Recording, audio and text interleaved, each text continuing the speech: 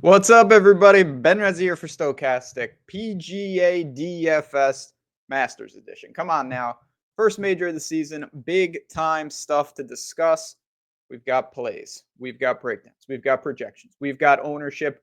We got a whole lot to talk about here, and that's what we're going to do. We're simply going to do what we always do. We run through the plays, talk about maybe where some of the leverage points are, showcase what we've got going on. DraftKings sponsoring, and they've got an amazing deal in how you can get in the gigantic $10 to turn it into a $1 million contest. Absolutely awesome stuff from them. I'll talk about that in the video, but welcome to the channel. All things DFS content, tools, breakdowns.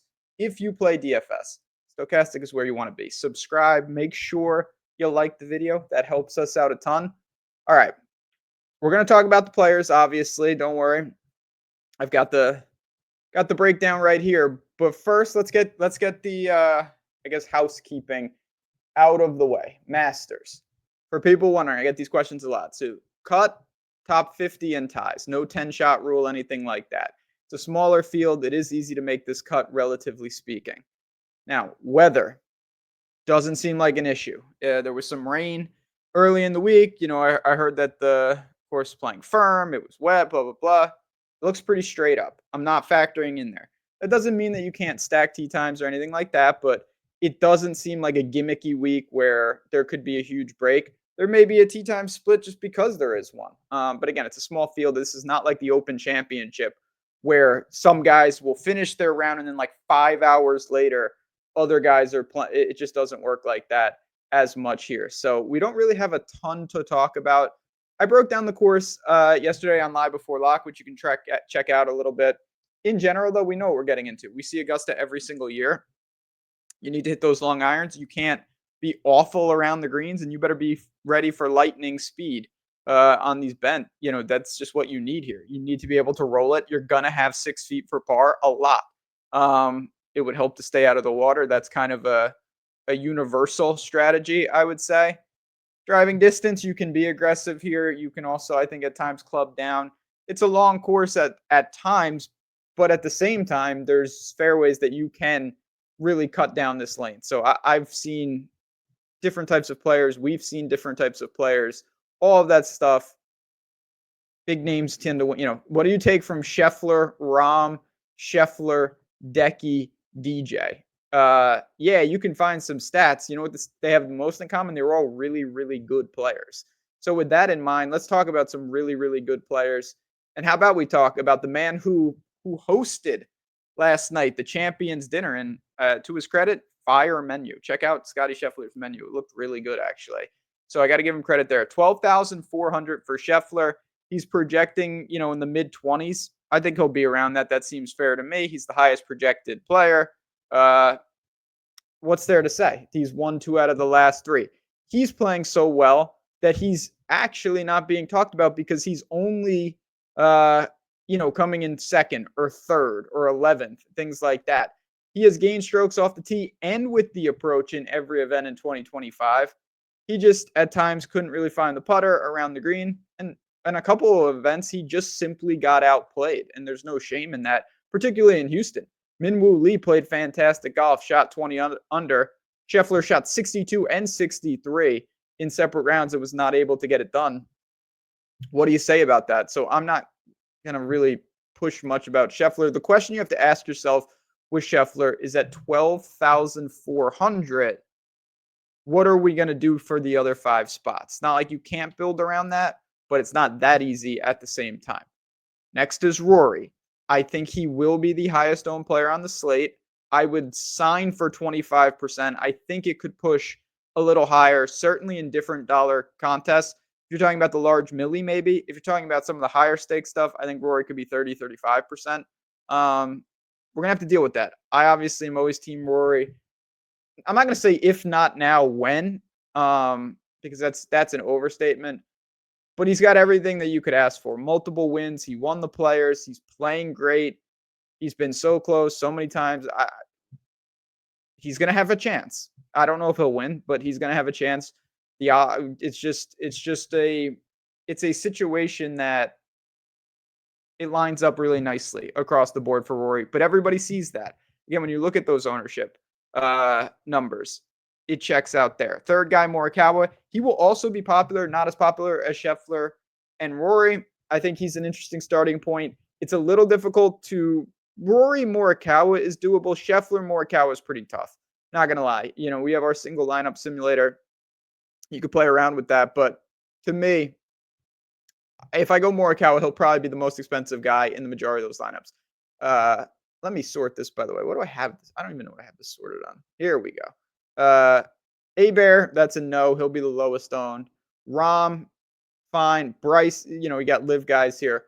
Bryson is grading out, if you look at some of the tools, as some decent leverage right here. I was getting a healthy amount. I ran some, preliminary sim runs with Rahm, Bryson, Scheffler, or Schauffele, not Scheffler. Xander was coming up in a good amount of those lineups. I'm okay with that. Again, I think the interesting thing here is, do you take two of them and go balanced in the low sevens? Do you take one of them and go really balanced where you pepper the eights? The 8K range to me is pretty weak, so I'm more apt to take two, take double 9 and then 4-7, something like that. And I'm content with all of these guys. If I had to rank them, I'd go Rahm.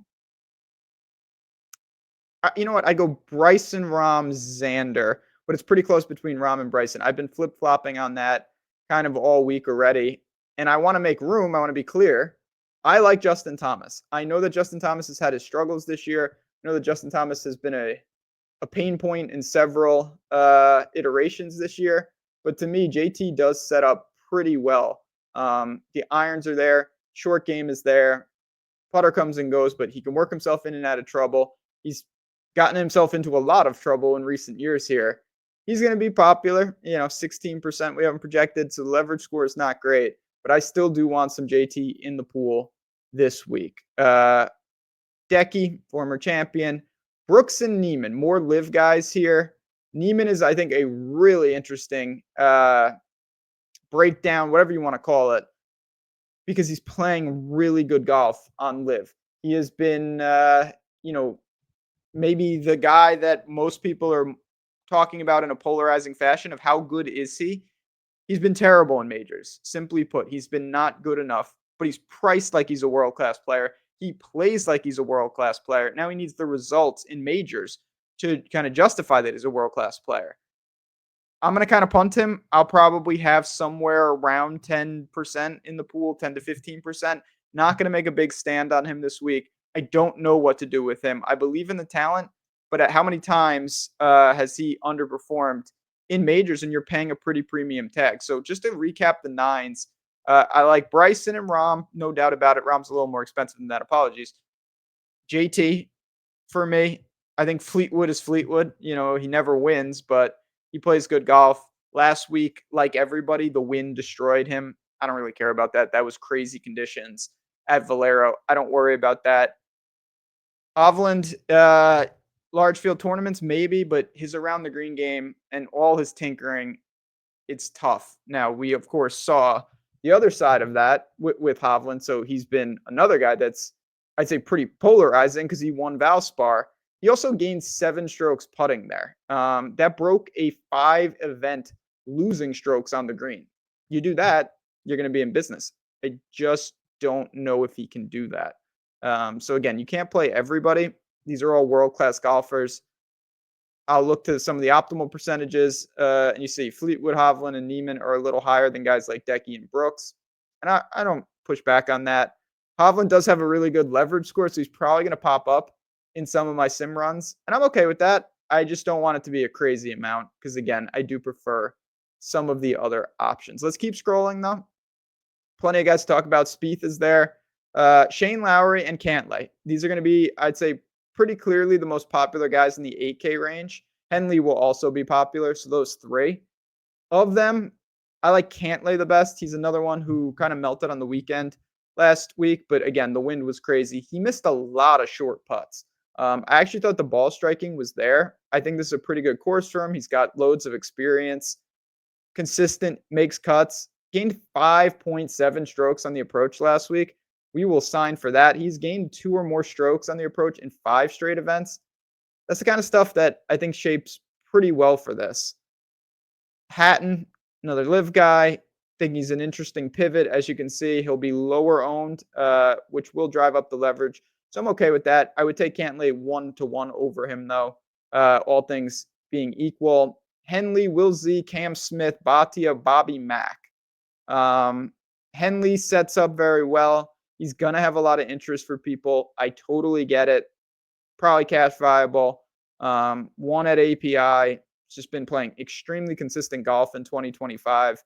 There's not a lot of pushback here. This guy also stepped it up and made, 5th at the Open, 7th at the US Open, made the cut at the Masters, made the cut at the PGA.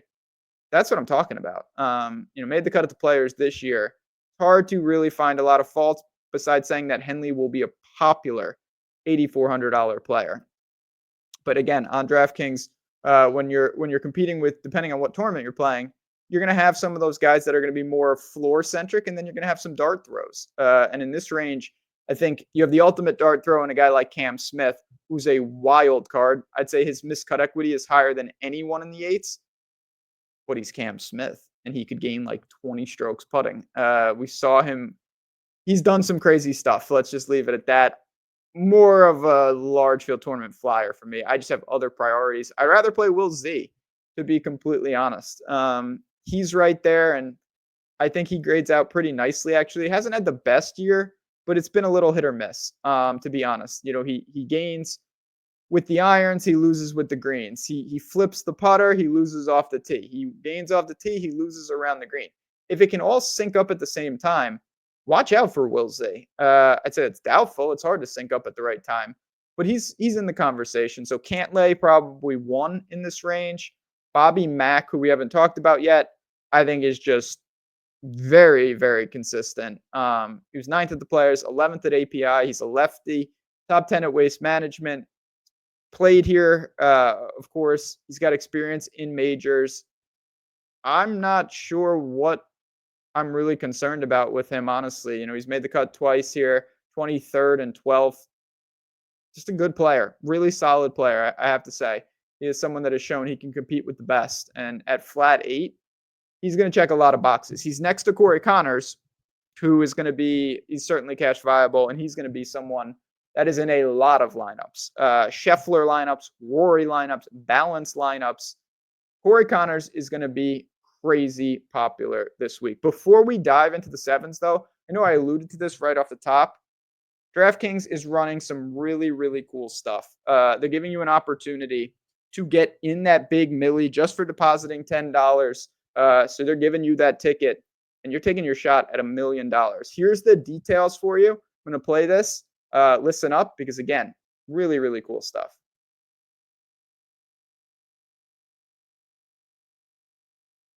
Now I'm going to play it. All customers are eligible to play free for $1 million with a $10 deposit this week. Here are the terms. 1 per customer, a minimum of a $10 deposit required. The reward issued will be a single-use $10 ticket. Ticket reward is equivalent to site credit only and valid for use on the $10 Fantasy Golf Millionaire Contest. Ticket rewards have no cash value, are non-refundable, non-transferable, and non-withdrawable. Ticket expires April 10th at 7 a.m. Eastern. For terms, visit www.draftkings.com/promotions. Offer ends April 10th at 6:59 a.m. Eastern. If you do have a gambling problem, call 1-800-GAMBLER or 877-8-HOPE-NY. You can also text HOPE-NY at 467-369. Help is available for problem gambling. Call 888-789-7777 or visit ccpg.org. Must be 18 plus in most eligible states, but age varies by jurisdiction. Eligibility restrictions applied. Void where prohibited. Max 1 per customer. Minimum $10 deposit required. 1 single-use $10 ticket rewarded. Ticket reward is site credit only, valid for use on the $10 Fantasy Golf Millionaire Contest. Ticket reward expires April 10th at 7 a.m. Eastern. For terms, visit www.draftkings.com/promotions. Offer ends April 10th at 6:59 a.m. Eastern. Sponsored by DraftKings. So as you can see, a lot of opportunities to get in there. And if you are playing in that or any contest, we're going to have to find some 7K options. Corey Connors, as I mentioned, look at that, 17% ownership. Straka projecting for mid-teens. That's going to be guys that show up a lot. Now, their leverage scores aren't going to be good because they're so popular, and I do think it's pretty saturated range. So I think you kind of separate into those guys and then one-offs, flyers, pivots, things of that nature. Tony Finau would be one of those guys for me. He's someone that, at times, I do think, I'm not going to say underachieved. I'm not going to start grading the guy's career. He just, consistent-wise, it hasn't been great. 36 at API, missed the cut at the Players and was terrible. 32nd in Houston, 56 at Valero. The putter hasn't been great. Hasn't just been, a really good season for him. Came back.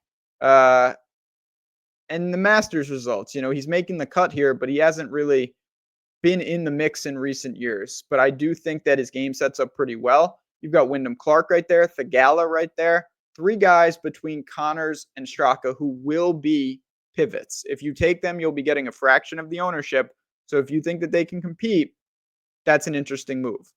Then you've got Dustin Johnson, who is going to be crazy low owned, but I honestly don't know how you back him unless you're just saying, I don't care about his LIV results. I just want to back a guy that I know if he was motivated and focused and in form, the talent is there. I get that, not for me. Fitzy is similar but different. Obviously, he's not playing on LIV, but his form is not up to the standard that I'm sure he would set for himself. He's not looked good. He missed the cut at Valero. He missed the cut at the Players. He has lost strokes on the approach in every event except Waste Management on the PGA Tour this year. That's really, really concerning stuff. Now, on the flip side, I do think that the Masters in Augusta is a really nice setup for him. 22nd last year, 14th in 2022, 10th in 2023. He's got the game for this. He can deal with adverse conditions. He can deal with long irons. He's got a crafty short game. But is that his form right now? Well, 3.5% ownership says mostly no. In the pool for large fields, I don't think I can get to him on more targeted single entry type stuff. It's just hard to know that form. Sam Burns, not in love with. Patrick Reed, another LIV guy, former champion here, helped me out immensely many years ago. Shout out to him. I get it. I'm fine with that play at 73. You're looking at him and Sergio. Again, these LIV guys, it's not that many of them, but they're going to get some ownership. They're going to get some interest. Sergio's been playing good golf. Another Green Jacket member. And I get it. At 71, knows his way around here. Obviously, he made like a 20 on a hole the year after he won. Let's not do that. But you've got 2 names there that check a lot of boxes. In between them, it's not as drastic as Straka Connors in the sandwich, but it is similar. Sungjae, Adam Scott, and Justin Rose. I think for me, Adam Scott would be the one of the 3. He grades out really nicely on the leverage score. I think the game is in fine shape. He's someone getting up there. Consistent-wise, it hasn't been maybe to his standards, but Valspar, the Players, I didn't love those setups. He was okay at API 36th. He hasn't played a ton this year. I do think that he'll be ready to go. Certainly, he should know his way around the course at this point. Find the weekend, make some birdies, we'll get out of here and be just fine with Adam Scott. So I look to him, and I'm pretty content with it. Couple other guys before we get to the cheapies, then we'll build a couple lineups. And again, if you have any questions, you can find me on Twitter. And certainly, I'm going to tell you, you better believe we're running some cool deals for the Masters. I'll give you that info in just a second. What about Cameron Young, though? He's right there, 3% ownership. I think he's a really interesting guy, and he is in the pool for me. Big risk, there's no doubt. I'm going to acknowledge that. He definitely could get eaten up around the green. He's been consistently weak around the green. The putter has been pretty consistent, though. The off-the-tee game typically is a big strength. He was 18th at Valero, and he looked pretty good.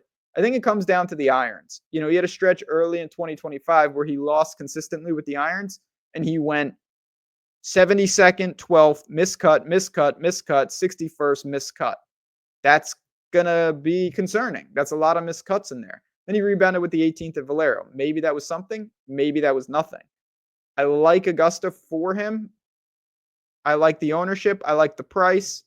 I'm a little worried about the form at times, but He is there at flat 7. He's kind of a against the grain play if you don't want to go to Sergio, if you don't want to go to Keegan, even Berger for lesser Maverick. These guys will be more popular than Cam Young. And I do want to stress, it's not just about ownership. Like, it doesn't work like that. It's not, oh, this guy's popular, so I can't play him. These guys are low owned, so I'll play them. They're lower owned for a reason. It's all about the balance of, do I have a path to success?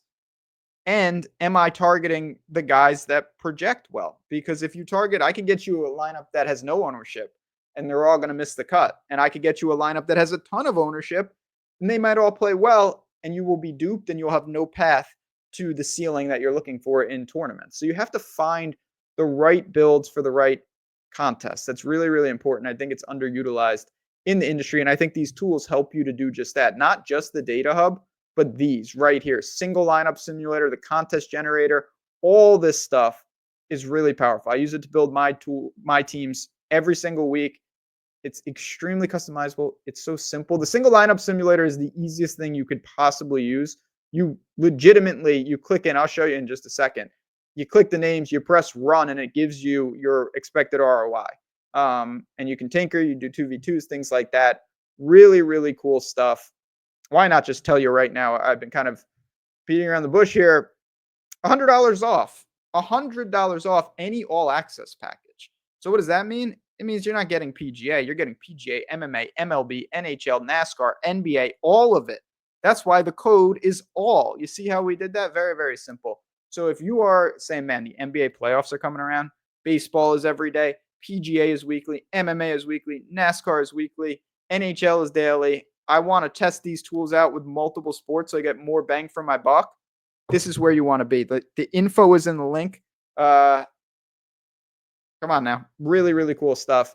If you're interested in capturing that value, it's right there. The code is all. You save yourself a bunch of money. Worth checking out. You play Scheffler. Even if you play Rory, you may have to go into the 6s. And that's okay.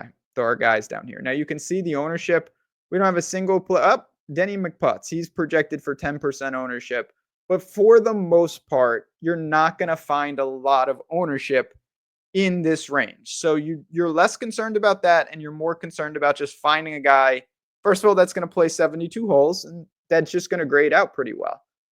Thomas Dietrich, 6,900, really nice leverage score. I was getting to a healthy amount of him when I was doing some preliminary sim runs. He won Waste Management. Hasn't done much since. I think that's just kind of the counterbalance of what do you want to back? Recent form versus overall form versus course fit. He's got to get those irons a little back, but sub 7, I think he's fine. I prefer Aaron Rai and Benny Yan. Those two would be the guys that I gravitated towards, and then I have one other for you. Aaron Rai has not played here before, but he's been consistent this year. He's acclimated himself really nice to the tour, making cuts, 4th in Mexico, 11th at API, 14th at the Players. Missed the cut in Houston. That's no big deal. Off the tee is steady. Approach game is always strong. Short game can hold on. He knows what he's doing. Doesn't have the experience that others have here, but this guy top 20 the U.S. Open last year. He made the cut at the PGA. He knows what he's doing. Benny Yan. I like this spot. Now, he's got the dreaded, and it's a good thing and a bad thing. He's got good recent form, and he played well last year at this very tournament. A lot of people will see that and probably click him just for that. But I do think it is warranted. He is consistently driving the ball. He was 8th at API, 16th at the Valspar, made the cut at the Players. We know he struggles on the greens. The struggles are there, but they're not magnified to the extent they were maybe a year or two ago. He's losing a couple strokes instead of 7 strokes, 8 strokes, 10 strokes, stuff like that takes you out of contention. Benny Yan sets up. He's got a good short game in terms of his around the green game. If the irons travel, he's going to make this cut, and I think he'll be just fine this week. Mentioned Rye. I like Taylor Pendrith. This is one of my dark horses. Might end up in some of my lineups and other things as well. He was 5th at Houston. It's just a fascinating thing, and it's kind of tripping me up. Taylor Pendrith lost 7 straight weeks with the putter, and then he gained 6 strokes at the Players and 5 strokes at Houston with the putter. I don't know. Maybe he continues that. If he does, he's a great play. If he regresses to losing 5 strokes again, well, it's probably game over. Maybe it falls in the middle, which is the most likely outcome. It's just been a weird set of runouts. Now, his off the tee game and even his irons are extremely healthy. I worry most about his around the green game. It's consistently weak, and I honestly don't see a lot of ways that it doesn't really hinder him in some regard. Doesn't mean he's going to get cut, but I don't think he's going to gain a ton of strokes around the green. I guess that's the simplest way for me to say it.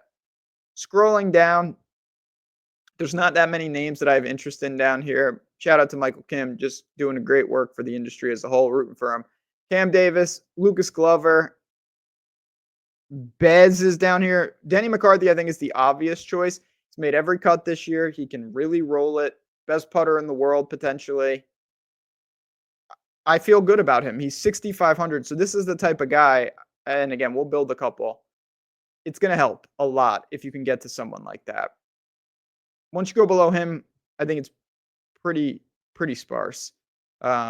Jaeger, maybe. Schwartzel, maybe. None of these guys, in my opinion, have any chance. They also will be unowned, and they should be. Former champions, amateurs. VJ's not even playing. Don't play those guys would be my recommendation.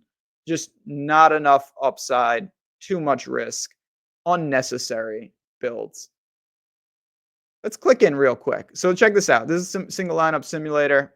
And again, get in on that DraftKings promo and everything. You can use this and you use our all promo, you're double in business. You can check the values, you can build some things. I'm gonna do kind of a work from the bottom. I'm gonna take 2 of my favorite value plays, then see where we can land elsewhere. So you've got Rory and Scheffler up top. Bryce, I mentioned this type of build. Let's do this. So I've got Bryson and Xander, and then 2 values, and we still have plenty of salary left. Look at this. This is beautiful. That's the allure of going balanced with double cheapies. You can still target more of these type of players. Shane Lowry, I'm going to go to Cantlay. Talked about him. 8,500. This lineup builds itself. Pretty simple. Henley, I actually would feel pretty good about this. I have a feeling the lineup will actually grade out decently well because of that as well, because Henley and those guys project pretty good, and you have some nice leverage at the top. We're about neutral, almost there. So that's what I love about this. You have now an indication and a starting point of what you want to do. So you can say, okay, almost there. Maybe I 2v2 this. Let's see if that will help. And you go, okay, I'm going to go, let's see, I'll go Rom, and then maybe I'll bounce down. And again, you can always go to show affordable players, so you don't have to play people, or you don't have to see people that you can't actually play. So you go a little different. Now Rom and Bobby Mack, a 2v2, let's say. Another type of build. And again, these tools are so simple to use. So I have a lot of fun just messing around with these as well. Of course, it helps my game. And now we're on the other side of it. So we can keep continuing to do that. And that's the beauty of it. You mess around. Of course, you can get right into the contest generator and run hundreds of lineups and things like that right off the data hub. But just so many ways to do it this week. And I can't wait to see it. My final thoughts before I bounce on Ed here. And again, any questions, you can find me in the Stokastic Discord. Certainly tweet me. Handle is on the screen. When you get into these majors, particularly the Masters, you have the influx of the LIV guys. And with that brings an unknown. I think an unknown is good. It doesn't mean blindly play them. But to me, it does mean that there is some leverage and variance, because for the casual player, they want to go with more known commodities. That's why Rory's going to be the most popular player, because he's playing well. So for me, I'm going to take that foundation from the PGA Tour, but I'm not going to be afraid to target to some of these guys. This is an easier to make cut, as I mentioned, because it's a smaller field. And I do think experience, particularly at Augusta, does matter. You learn kind of where to miss. Guys have talked about that. That's why you've seen a lot of, they're really good players. So that discounts what I'm about to say a little bit. That's why you've seen some guys, in that sweet spot of, I was okay, I was average, and then I learned, Decky, Reed. Obviously, Sergio's extreme because he was way down there. But you get some reps, and then you kind of break through. If you're a generational player like Scotty or something, maybe you're on a different timeline. But I do think to really look at this field, you have a lot of different ways to build, and it's a challenge. It's a good challenge, but it is a challenge on DraftKings to build some effective lineups, and I think that's a good thing.